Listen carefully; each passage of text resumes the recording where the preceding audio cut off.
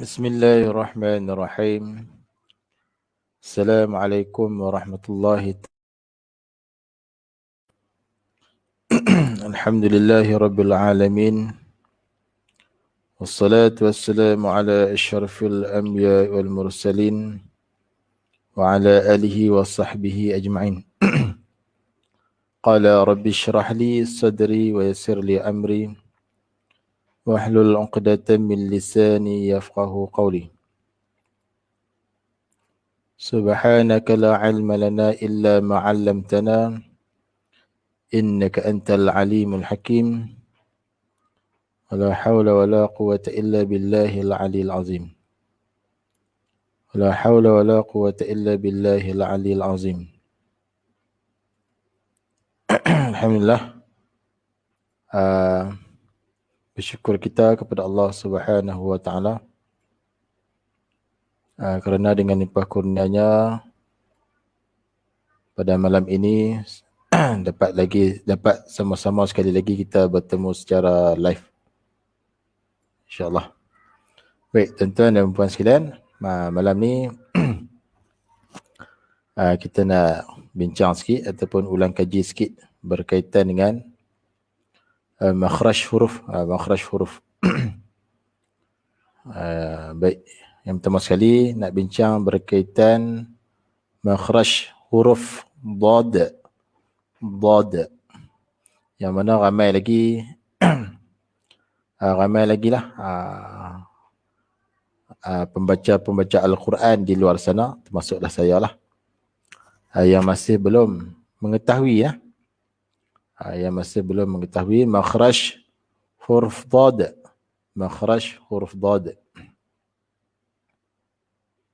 Baik, tuan-tuan dan puan sekalian, jadi makhraj dad ni kalau kita tengok di gambar tu, nampak tak gambar? Nampak gambar kecil ya. Okey, kita besar sikit.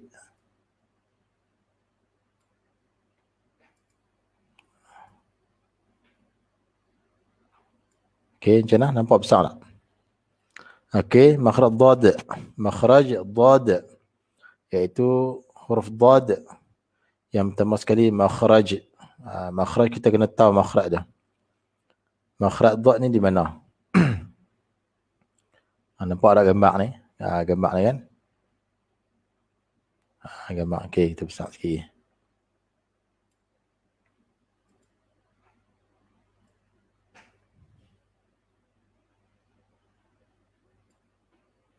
Okey, makhraj dad iaitu di sepanjang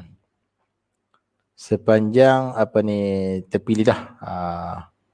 Sepanjang tepi lidah. Makhraj dad sepanjang tepi lidah iaitu daripada pangkal lidah kita ni. Pangkal lidah ke hujung lidah. Pangkal lidah ke hujung lidah dia punya makhraj. Sekali lagi, makhraj dad iaitu di pangkal lidah. Pangkal lidah bermula daripada pangkal lidah ke hujung lidah, sama ada kanan ataupun kiri. Kanan ataupun kiri lah. Jadi pastikan apabila kita baca huruf dad, kita sebut huruf dad, pastikan bahagian tepi lidah kita. Bahagian tepi lidah kita ni, nampak tak ni? Ni lidah warna merah ni, lidah kita ni. Bahagian tepi lidah itu diangkat. Diangkat dan ditekan ke gigi geraham. Ni yang warna biru ni, gambar sebelah kanan ni yang warna biru tu, itu adalah titik-titik bahagian gigi geraham lah. Jadi lidah kita bahagian tepi tu dirapatkan ke gigi geraham atas.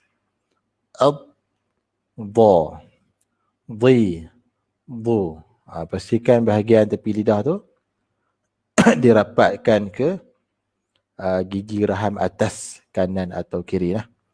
Baik. Itulah makhraj dia lah. Sekali lagi, kalau orang tanya kita di manakah makhraj huruf dad, iaitulah makhraj dia adalah hujung lidah, bahagian tepi lidah lah, bahagian tepi lidah. Bermula daripada pangkal lidah ke hujung lidah. Iaitu bahagian tepi itulah, tepi lidah tu diangkat dan dirapatkan ke gigi geraham atas, gigi geraham atas, kanan atau kiri ya. Nampak tak gambar tu? Titik-titik warna biru tu gigi geraham lah. Titik-titik ada 4 batang gigi geraham ni. Jadi apa? Hujung lidah, bahagian tepi lidah tu pastikan diangkat dan didempekkan, dihimpitkan ke beberapa batang gigi geraham tu. Sama ada kanan atau kiri lah.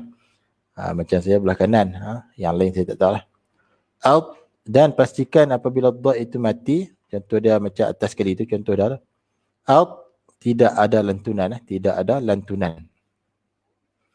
Jangan baca ad, salah lah. Jangan lantun, di situ tidak boleh lantun, tidak boleh lantun. Tidak boleh lantun lah. Jangan lantun di situ. Yang kedua, dha.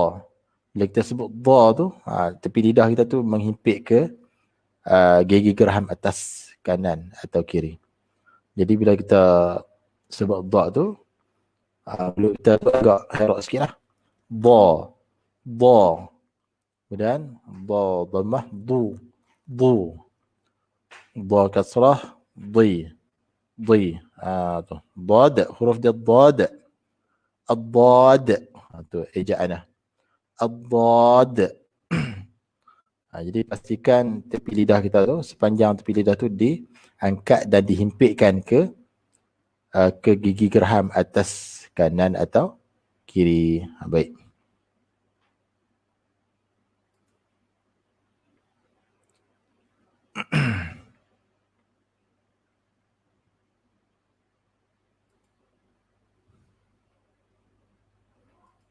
Baik, kemudian kita tengok pula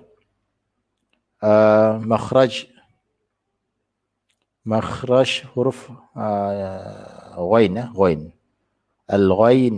Ni nampak gambar dah. Nampak dah gambar. Makhraj huruf ghain. Baik. Sana.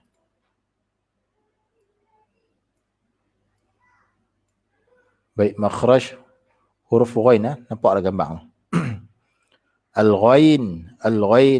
Nampak tak? Dia punya gambar tu, hak putih-putih je. Putih-putih tu yang kawasan sini ni dipanggil peti suara lah. Pastikan kita sebut huruf ghain, bunyi dia di kawasan ni lah. Hujung halkum lah. Dan ghain ni sebutan dia tebal lah, tebal. Sifat dia tebal.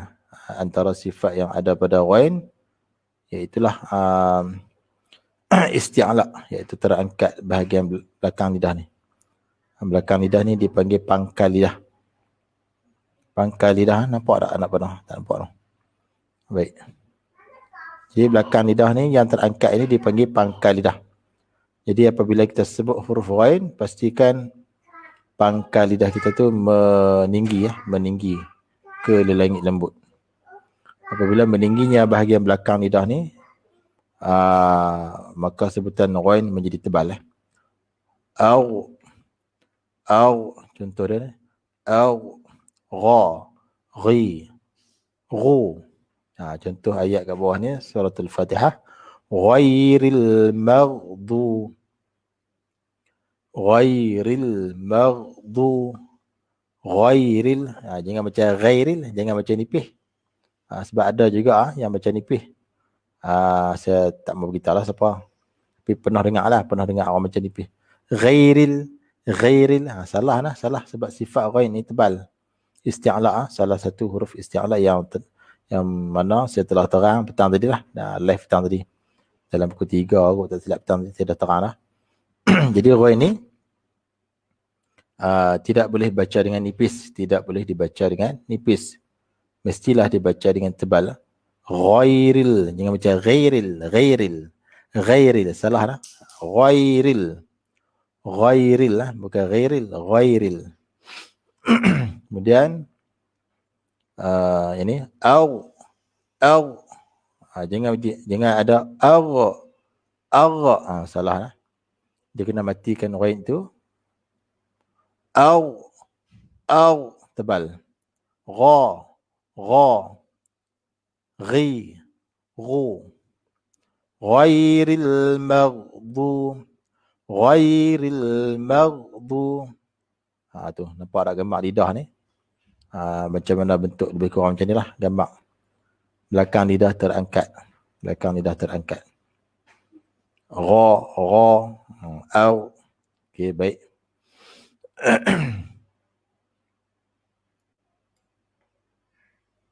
Kemudian seterusnya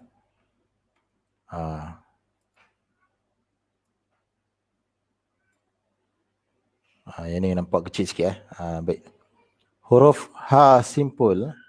Ha simpul. Ha simpul. Ha simpul. Makhrajnya di mana? Di bahagian pangkal. Pangkal halkum. Pangkal halkum. Pastikan sebutan dia bunyi di bahagian pangkal halkum. Ha.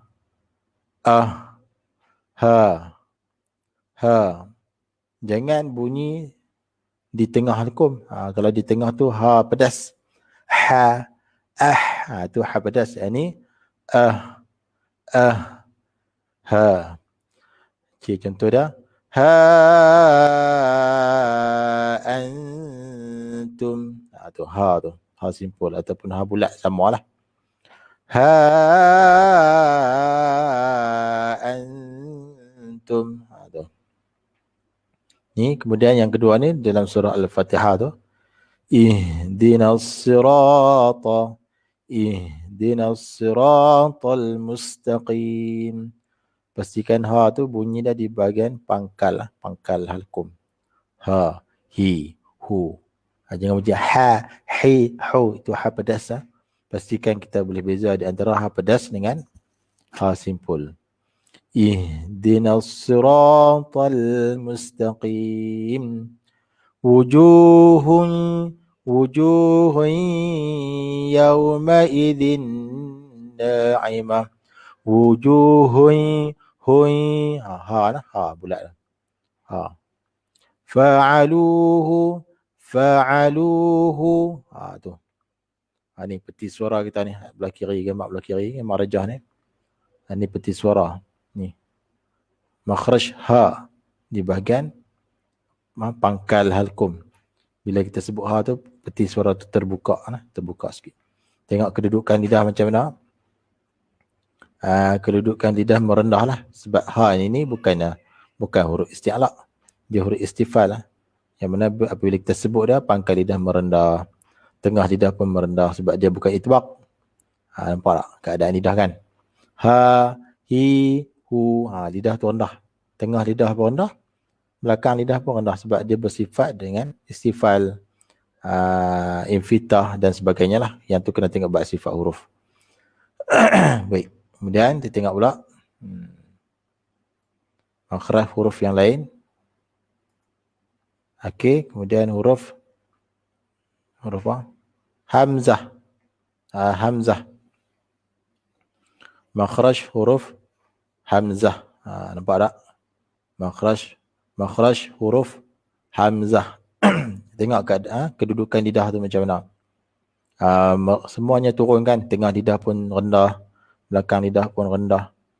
Dan tengok peti suara dah. Ada ketika rapat, ada ketika terbuka sedikit. Jadi hamzah pun sama tempat dia. Sama dengan ha tadi sama. Iaitu di bahagian pangkal. Pangkal halkum. Pangkal halkum. U, i. Pastikan kita boleh beza di antara hamzah dengan ain. Kalau ain di tengah halkum. Ain satu makhraj dengan ha pedas. Kalau hamzah satu tempat, satu makhraj dengan ha simpul ataupun ha bulat samalah. Jadi hamzah bunyi dia di situlah. Antara sifat yang ada pada hamzah, jahar, tahan nafas. Tahan nafas. U, i, ma. Contohnya ayat di sinilah. As-sama. Pastikan kita sukunkan hamzah itu. Bila waqaf, kita sukunkan hamzah itu di bunyi dia di bahagian bunyi dia di bahagian pangkal halkum lah. As-sama'. Tu. Jangan as-sama'. Yang tu ain. Yang tu ain pastikan boleh beza di antara ain dengan hamzah. Ramai lagi yang tak boleh nak beza lah. Sebab apa? Sebab tak pernah belajar makhraj huruf ataupun belajar celang-celuk. Tahu celang-celuk. Kadang belajar, kadang tidak. Tinggal belajar. Tak boleh. Bila kita mengaji Quran ni, tak boleh. Tak boleh tinggal. Quran ni kalau kita tinggal sehari, dia tinggal kita lah 10 hari. Kemudian ni contoh yang bawah ni. Ya. Ya. Ni bunyi di bahagian pangkal halqum. Pangkal. Ya. Jangan baca ya. Kalau ya atau ain. Ya. Ya. Bi. Bi. Bunyi dia lah. Di bahagian pangkal halqum. Satu tempat dengan ha simpul. Itulah makhraj. Kedudukan lidah tengok dalam gambar lah, lebih kurang macam ni lah. Hamzah juga huruf yang nipis. Tahu mana ni? Tengok bahagian belakang lidah ni. Dia rendah. Dia rendah. Istifal lah. U, I. Rendah. Apabila rendah bahagian belakang lidah, tengah lidah, maka dia sifat dia nipis. Istifal. Tengah lidah rendah, infitah. Tu. Tengok nampak ada punya peti suara tu. Ketika mana buka? Ketika hamzah tu baris atas, baris depan, baris bawah. Ketika mana tutup? Ketika mana hamzah itu sukun. Maka dia peti suara tu ditutup. Baik, itulah secara ringkas. Kalau orang tanya kita di manakah makhraj hamzah? Kita beritahu di bahagian pangkal halqum. Satu tempat dengan ha simpul. Baik, kemudian kita tengok pula makhraj seterusnya. Ni gambar makhraj lah. Gambar makhraj. Ni, gambar makhraj. Tengoklah. Ni gambar makhraj dalam dalam buku makhraj lah. Makhrajul lisani. Dia kata makhraj lisan. Tempat keluar huruf di bahagian ataupun di kawasan lidah. Di kawasan lidah. Ni yang ada bergaris pun hijau. Tapi dia buat semua lah di sini. Di kawasan halqum pun ada sekali ni. Kita tengok ha tadi nah. Ha tadi. Ni bahagian bawah ni kan. Ha simpul. Yang tu dipanggil bahagian pangkal halqum. Ha. Hi. Hu. Hamzah pun dekat tu juga. Hamzah ni jangan keliru lah. Kadang-kadang alif di atas dia ada hamzah. Jangan kita kata hamzah. Jangan kita kata alif. Yang tu hamzah lah. Sebab hamzah ni kadang-kadang dia tumpang rumah alif. Kadang-kadang dia tumpang rumah waw. Kadang-kadang dia tumpang rumah ya. Dia tumpang merata lah hamzah ni. Kalau alif ni tidak ada sebarang huruf di atas dia. Alif ni. Tapi di sini bukan alif hamzah. Jadi hamzah dengan ha simpul ni satu tempat. Di pangkal halqum. Kalau di tengah halqum, ha pedas. Ha, hi, hu. Ha pedas. Dan ain satu tempat dengan ain. Ain, satu tempat tengah halqum. Kemudian di hujung halqum, dua huruf kha, khi, khu. Yang kedua ghain. Ghain satu tempat dengan kha, hujung halqum. Gha, ghi, ru. Di hujung halqum. Ni kawasan halqum. Tapi tajuk dia di atas ni makhrajul lisan, huruf yang keluar melalui kawasan lidah. Tengoklah belakang sekali ni dipanggil tempat qaf dengan kaf. Belakang ni dipanggil pangkal lidah. Bahagian belakang ni. Pangkal lidah. Keluarlah huruf qaf. Qa, qi, qu. Qaf bunyi dia tebal lah. Salah satu huruf yang bersifat dengan isti'la. Qa, qi, qu. Aqqa, iqqu, uqqu. Baik. Kaf. Kaf ni sebelah makhraj dia sebelah dengan qaf. Depan sikit. Kalau qaf belakang sekali, dekat dengan anak tekak tu. Kaf depan sikit, jiran dia.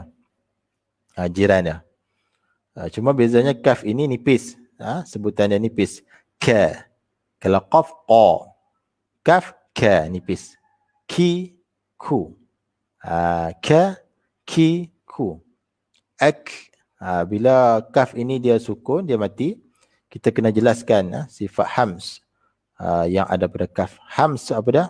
Lepaskan nafas, lepaskan udara. Ak, ik, uk. Tu ada angin, ada nafas, ada udara yang terlepas. Kalau qaf, apabila dia sukun, dia jadi qalqalah. Aq, iq, uq. Qalqalah tu maksud dia lantunan. Baik, kemudian kalau di bahagian tepi lidah ni kawasan dad. Tu, tempat dad adalah di sepanjang tepi lidah. Sama ada kanan atau kiri. Macam mana cara nak baca lah? Apabila kita baca huruf dad, tepi lidah kita tu kita angkat, kemudian kita rapatkan ke gigi geraham atas kanan atau kiri. Dan dad ini ketika dia mati ataupun sukun tidak boleh dibaca dengan qalqalah. Contohnya ad, tidak ada lantunan di situ. Kerana dad bukanlah huruf qalqalah. Tu. Ad, rapatkan tepi lidah tu ke gigi geraham dengan serapat-rapatnya. Jangan angkat. Kalau angkat dia akan melantun. Tu. Bahagian tepi lidah tu. Itulah tempat dad. Kemudian di tengah lidah ada 3 huruf. Jim, shin, ya. Di tengah lidah. Ini makhraj lah. Di tengah lidah. Gambar rajah. Kemudian di hujung lidah ada banyak huruf ni. Hujung lidah. Ra, nun, lam. Hujung lidah. Tekan kawasan mana? Kawasan kalau lam tu dekat kawasan dengan gusi gigi atas. Kalau nun dengan ra, kawasan dia lain keras atas tu. Ra, ri, ru. Nun atas tu juga, kawasan sebelah dia lah, sebelah ra. Na, ni, nu, dekat dengan dia lain keras atas. Hujung lidah tu tekan itu. Lam, dia kawasan dia dekat dengan gusi sikit, gusi atas. La, li, lu, alhamdu. Lebih kurang je lah. Kemudian ta, huruf ta, dal dengan ta, hujung lidah juga. Tetapi tekanan itu di kawasan mana? Kawasan belakang gigi kecil atas. Kawasan tu. Kalau ta, hujung lidah tu sentuh hujung gigi kecil. Ta, ti, tu. Yang bunyi angin tu adalah sifat dia. Hams. Ta, ti, tu. Lepaskan nafas, lepaskan udara. Kalau ketika sukun lebih jelas. At, it, ut. Baik. Kemudian huruf dal di belakang gigi kecil tu juga. Tapi bahagian tengah. Bahagian tengah. Da, di, du. Hujung lidah tekan bahagian belakang gigi kecil atas. Da, di, du. Kalau ta, tebal lah. Huruf ta ni hujung lidah tu tekan dekat dengan pangkal gigi. Gigi kecil tu, pangkal dekat dengan gusi tu. Ta, ti, tu. Baik, kemudian huruf va, zal dan tha, hujung lidah tu dikeluarkan sedikit. Hujung lidah tu dikeluarkan sedikit di antara gigi atas dan bawah.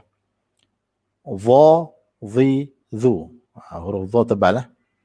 Zal pula, za, zi, zu. Tha, fi, su. Tu, hujung lidah tu keluarkan sedikit. Kemudian pula huruf sad, zai dan sin, hujung lidah tekan belakang gigi kecil bawah. Dan ketiga huruf ini ada safir, ada sifat safir desiran. Sa, si, su. As, za, zi, zu. Az, sa, si, su. As. Tiga huruf ni ada desiran. Baik habis. Kemudian seterusnya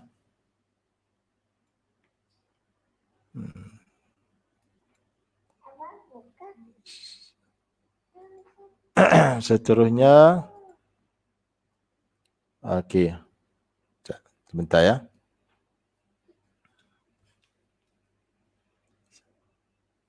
Baik, sebentar. Okey, kemudian kita tengok pula makhraj jawfi. Makhraj jawfi nah. Makhraj tu maksudnya tempat keluar huruf. Jawfi itu maksudnya rongga, kawasan yang ada rongga. Baik. Baik, nampak tak anak panah tu? Dia tunjuk di mana? Di kawasan mulut kan? Atas pada lidah tu. Maksudnya kawasan di antara lelengit keras dengan lidah tu. Tengah-tengah tu dah. Baik, tengah-tengah tu dipanggil apa? Rongga, jauf. Rongga, kawasan tengah lidah. Kawasan yang berongga lah, yang berongga. Di antara lelengit keras dengan lidah. Kawasan yang tengah-tengah tu dipanggil rongga. Rongga itu dipanggil jaufi. Bahasa Arab panggil jaufi. Baik. Jadi dekat situ dia keluarlah 3 huruf. Alif sebelum dia fathah, ya sebelumnya kasrah, waw sebelumnya dhammah. Kita panggil apa? Huruf mat kan? Huruf mat. Huruf mat asli ataupun mat tabi'i, tempat keluar ada di situ.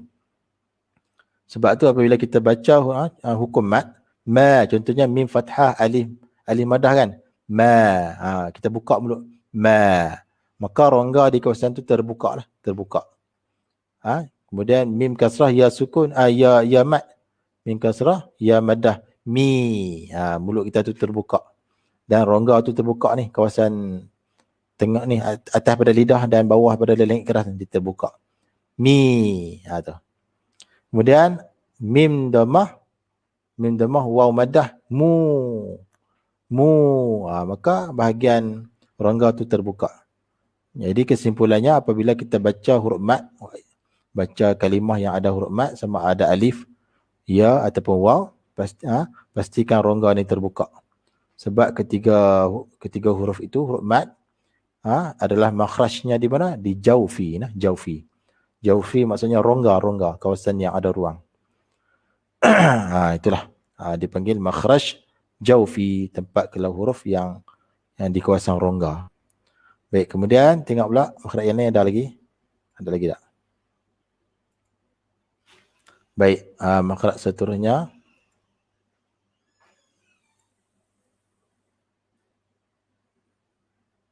Okey. Makhraj seterusnya adalah huruf jim. Huruf jim. Makhraj yang seterusnya adalah jim. Jim. Kita tengok di sini jim. Tengok gambar rajah ni. Nampak ada gambar rajah. Bila kita belajar makhraj ada gambar rajah ni, dia jadi mudah sikit lah. Mudah untuk kita faham. Jadi jim ni, al-jim. Jangan jin ni kena tutup mulut lah. Ejaan dia. Jim ya mim. Jim. Kalau kita buka mulut jin, kita takut jadi jin tu. Jin kaprek tu. Bukan jin tu. Ni jim tutup mulut. Sebab tu apa kita baca huruf jim. Contohnya orang yang baru belajar Quran. Bermula daripada Iqra' tu. Pada huruf jim tu dia tak boleh baca cepat. Ni huruf apa? Huruf jim. Jim. Kalau ikut ejaan dia, jim ya mim. Kena panjang sebab ada ya. Jim, bukan jim. Kalau jim, jim mim. Jim. Ini jim ya mim. Jim. Baik, tengok kedudukan dia. Baik, jim di mana tempat dah? Tadi dah beritahu dah. Dia ada 3 huruf yang tempat keluarnya di tengah lidah. Jim, shin, ya. Jim, shin, ya. Jadi kawasan jim ni tempat dia adalah di tengah lidah. Nampak tak? Tengah lidah tu meninggi nah. Apabila kita baca huruf jim, tengah lidah itu meninggi merapat dengan langit. Jim. Jim. Jim. Contoh dia ja, ju, ji. Apabila kita sebut jim tu tengah lidah tu naik. Naik tengah lidah tu naik ke langit. Dan apabila jim itu mati, dia jadi qalqalah. Aj. Lantunan pada jim. Tapi ramai yang baca ada angin. Kita perasan ada angin. Sedangkan jim tidak ada sifat yang angin. Tidak ada sifat safir. Tidak ada sifat hams. Banyak bunyi angin. Dia tidak boleh angin. Dia kena qalqalah. Aj. Ja. Ju. Ji. Contoh yang bawah tu al-hajj. Baik, di sini kalau kita mengaji ba qalqalah dipanggil qalqalah akbar. Qalqalah akbar. Macam mana nak kenal dah? Kita waqaf pada huruf jim. Yang mana jim itu adalah salah satu huruf qalqalah. Kemudian dia ada syaddah. Cara nak baca dah, cara nak waqaf dah, kita sebelum kita lantun tu kita tahan sekejap. Al-hajj. Yang ni kena baca surah haji suratul haji adalah kita akan jumpa waqaf pada huruf jim yang sukun. Hajj. Sebelum nak lantun tu kita tahan sat. Baik, kemudian ijtusat, ijtusat. Di sini qalqalah lah ni. Yang ni qalqalah sughra. Jim sukun berada di tengah. Nak cerita kata huruf jim itu baca sebutan dia apabila kita sebut dah tengah lidah terangkat dah. Tengok gambar sebelah tu lah. Kemudian huruf jim al-fajr, al-fajri wal fajr, surah al-fajr. Huruf jim itu jim sukun berada di tengah qalqalah sughra.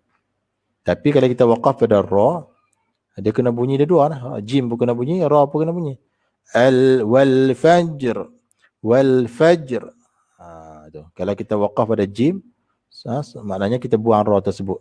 Tak boleh lah, salah. Kalau kita buang ra, lari dah dia punya terjemahan. Jadi bahasa Arab ni sensitif. Kita ubah baris pun, lari dah terjemahan. Apatah lagi kalau kita ubah dia punya huruf, lahan jali lah, kesalahan besar. Al-fajr. Jim tu apabila kita baca dah, tengah lidah tu terangkat. Kemudian seterusnya hajj. Hajj. Tu. Qalqalah pada jim. Baik, sikit lagi. Kita tengok makhraj apa lagi dah, insya-Allah. Secara ringkas ni, secara ringkas nah. Okey, tengok seterusnya makhraj apa lagi ada. Makhraj kaf. Kaf. Makhraj kaf. Tengok gambar kaf macam mana. Kaf. Huruf kaf, ejaannya kaf alif fa nah. Kaf. Kaf. Ejaan dia panjang sikit. Kaf. Jangan baca apabila kita mula mengaji Iqra, mula-mula sekali huruf hijaiyah tu. Janganlah kita baca ka. Ni huruf apa? Huruf ka. Bukan ka. Ejaannya kaf alif fa. Kaf. Kaf. Jadi kaf ni makhraj ada di mana? Di bahagian pangkal lidah nah. Tadi tunjuk dah. Bahagian pangkal lidah ni bahagian depan sikit. Kalau belakang sekali tu qaf. Qa. Kalau depan sikit tu ni sini adalah kaf. Nampak tak ni hak putih ni? Putih gelar-gelar ni. Yang itulah tempat bunyi kaf itu keluar. Ka. Ka. Ak. Ak. Bila kaf itu sukun mati, maka sifat yang jelas yang kita boleh kesan adalah hams. Lepaskan nafas, lepaskan udara. Ak. Ak. Kemudian ka. Ka. Ku. Ki. Contoh yang kedua. Yak. Tubun. Yak. Tu. Pastikan ada sifat dah. Sifat hams. Berangin dah. Yak. Tubun. Ramai yang baca tidak ada sifat dah. Sifat dia kita kena bagilah tu hak dia. Zikrak. Zikrak. Itu adalah sifat huruf huruf kaf. Baik. Okey, tuan-tuan dan puan sekalian, rasanya sekadar itu dulu live kita pada malam ini. Sebagai ulang kaji lah, sebagai ulang kaji. Mudah-mudahan apa yang telah saya kongsikan, saya tunjuk pada malam ini, tuan-tuan dan puan dapat faham lah. Walaupun tak faham banyak pun, faham sikit pun jadilah. Alhamdulillah. Alhamdulillah, mudah-mudahan kita semua mendapat mudah-mudahan kita semua sehari demi sehari bacaan kita tu menjadi elok lah, menjadi elok, menjadi baik. InsyaAllah kita akan bertemu lagi pada besok hari insyaAllah. Jangan lupa lah follow Facebook page ini, Kelas Quran Tajwid. Kemudian YouTube channel Kelas Quran Tajwid. Lagi satu Instagram Kelas Quran Tajwid juga. Jika ada sebarang persoalan berkaitan hukum tajwid, bolehlah terus bertanya di ruangan komen insyaAllah. Ataupun nak WhatsApp saya pun boleh juga. Ustaz Syafi'i WhatsApp 0134634613. Kalau ada yang nak bagi sumbangan kelas pun boleh juga. Bolehlah terus transfer ke Maybank saya lah. Ada tertera di skrin insyaAllah. InsyaAllah tuan-tuan dan puan sekalian, Mudah-mudahan esok kita dapat bertemu lagi. Dan esok insyaAllah dalam pukul 8 ini sebagai maklumat lah. Pukul 8, 8.40, 8.45 macam tu lah insyaAllah. Saya akan buat live di Instagram lah. Instagram bersama dengan anak murid saya, saudara Hambali, untuk mengulang kaji buku Gharib, bacaan Gharib, iaitu bacaan khusus, bacaan yang istimewa yang terdapat di dalam Al-Quran, yang saya yakin ramai lagi yang tak erti. Baca Quran tapi tak erti. Tak sampai tempat ada tak apalah. Kalau sampai tempat ada, nak baca lagu nak. Tu kan mentam, baca seorang memanglah betul semua. Sebab tu mengaji ni kena ada guru. Mengaji kena bertalaqi, baca Quran kena bertalaqi bersama guru. Jangan nak baca seorang-seorang. Baca seorang-seorang ni betul semua lah. Betul semua, tak ada yang salah. Carilah guru kita. Cari guru. Jangan baca seorang-seorang. Takut syaitan jadi guru kita. Syaitan ni faham-faham lah kan. Sudah maklum. Perangai syaitan ni macam mana? Dia duk ajak kita ke arah kejahatan lah. Sebab apa? Sebab dia nak suruh kita bersama-sama dengan dia menjadi ahli neraka. Na'udzubillah min zalik. Jadi tuan-tuan dan puan sekalian, jadi sekadar itu dulu live pada malam ini. Mohon maaf lah jika ada sebarang kekurangan dari segi live kita, dari segi video ke audio ke, saya minta maaf. Inilah kemampuan yang saya mampu, sekadar yang boleh lah. Baik, terima kasih kepada yang menonton. Dan jangan lupa tolong share lah live kita ni, insyaAllah. InsyaAllah kalau kita share kita dapat pahala insyaAllah. Mudah-mudahan ramai lagi lah yang boleh join lah. Sebab saya ada bincang hukum tajwid, bacaan semua insyaAllah. Baik, jadi sekadar itu dulu. InsyaAllah pagi esok jumpa lagi lah di Instagram kelas Quran Tajwid. Baik, saya sudahi dengan lafaz Assalamualaikum warahmatullahi wabarakatuh.